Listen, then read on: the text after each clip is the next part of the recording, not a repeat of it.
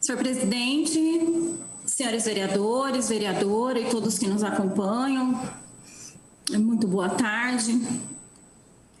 Eu inicio a minha fala expressando os meus sentimentos ao nosso querido colega, vereador Guilherme Berriel, e a toda a sua família pela perda do Zé Cardoso Neto, seu pai, um querido também. Dia muito difícil para mim e acho que para muitas pessoas que sentem a dor da perda de pessoas queridas. Eu aqui expresso também meus sentimentos à família do Bruno Rossi e do Guilherme Donizete da Silva, duas pessoas muito próximas, né, que trabalham comigo há algum tempo, o Bruno há muitos anos e o Guilherme há 2 anos.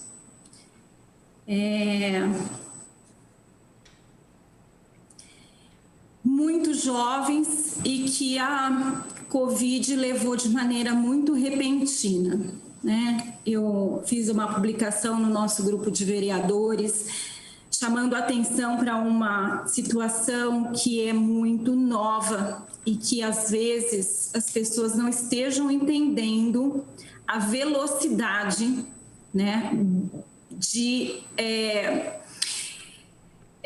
transferência de uma situação que parece uma febrinha para uma intubação em UTI. É uma coisa assustadora, né? E aqui eu posso falar de 2 pessoas que eu acompanhei, tá?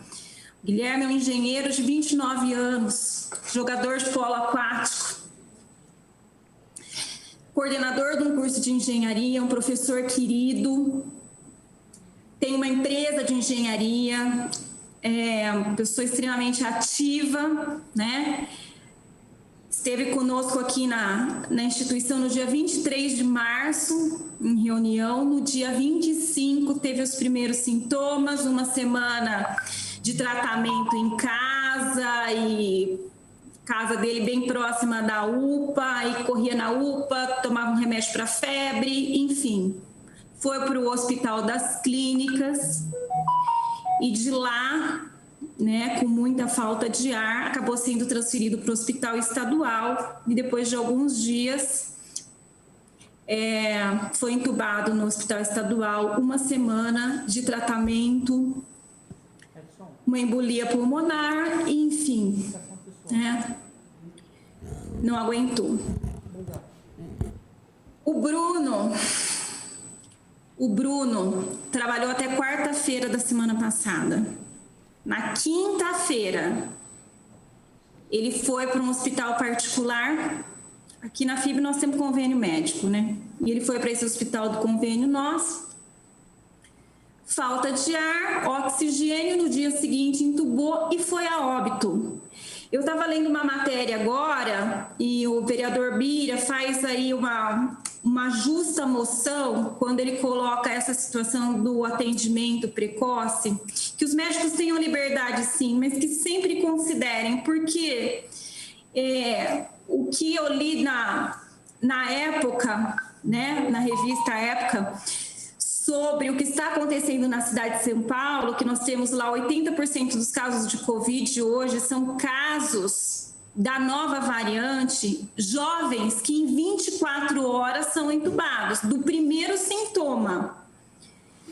E aí, colegas vereadores, nós sabemos que a UTI, né, ela não é garantia de sucesso, né, com relação à solução dessa doença. Então, o que nós queremos é que as pessoas não fiquem tão adoecidas a ponto de precisarem, né? Então, toda a possibilidade de tratamento, sim, precisa ser considerada, né? Então, vereador Bira, eu não assinei a moção, mas vou votar na moção, com certeza é uma moção justa, né?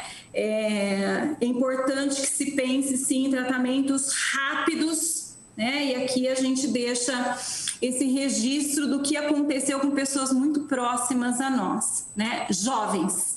Tá? Nós não tínhamos experimentado isso, né? Uma instituição grande, nós não tínhamos experimentado essa perda, né? E 2 no mesmo final de semana foi avassalador. Tivemos sim a perda de um professor, mas que não eram exatamente essas condições, não estava em atividade, né? E foi sentido, né? Como todas as perdas que nós temos, mas foi numa condição diferente. Essa situação de agora é assustadora, realmente. Gostaria aqui também de dizer dos meus sentimentos, né, à família do ex-prefeito Nilson Costa, né, outra pessoa que nós tivemos o prazer de conhecer, de conviver, de acompanhar, né? Tivemos divergências aí políticas, mas uma pessoa que com certeza tinha todo o nosso respeito e admiração. Gostaria aqui, presidente, de chamar a atenção para uma situação que, na verdade, é o que eu tinha preparado para essa sessão, com relação, né, ainda a questão da cesta básica. A gente fica procurando o orçamento e aí a Câmara vem com essa ideia de colocar o orçamento da Câmara à disposição para compra de cesta básica e quem sabe a gente complementar pelo menos no número para atender as famílias em extrema pobreza, né? As quase 11 mil famílias que nós temos em situação de extrema pobreza. Enfim, há muita ainda a gente a tratar sobre essa questão, mas tem uma questão que ela é muito urgente, que é a questão do imposto de renda, né? Aquela destinação que é possível cada um de nós fazermos na hora de declararmos o nosso imposto de renda. Semana passada, nós tivemos, né, a prorrogação do prazo do dia 30 de abril para 31 de maio. E isso é importante, porque a gente pode, inclusive, né, ainda estar revendo essa declaração. E eu gostaria de pedir à TV Câmara que colocasse um vídeo que nós preparamos para ser exibido com relação exatamente a essa destinação. É um vídeo que foi exibido pela TV Tem, uma matéria muito bacana, que nós recortamos uma parte para poder estar lembrando as pessoas e lembrando principalmente aqueles que trabalham com a contabilidade, né, que estão, na verdade, fazendo a declaração das pessoas físicas e também das pessoas jurídicas, para que a gente tenha, né, recursos da declaração de imposto de renda retidos aqui no município. Então, eu gostaria de pedir à TV Câmara que exibisse o vídeo, por favor. Nesta época do ano, milhares de brasileiros têm uma obrigação com a Receita Federal: declarar o imposto de renda. O que muita gente não sabe é que a ação pode ser mais do que apenas um dever.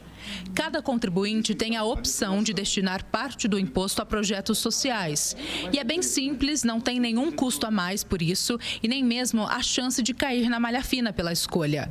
É o que garante a Receita. O contribuinte não pagará um centavo a mais para fazer essa destinação. Se tiver imposto a pagar, esse valor que ela destinar será descontado do valor, e se tiver valor a restituir, o valor a restituir será aumentado no mesmo valor que for destinado a esses fundos.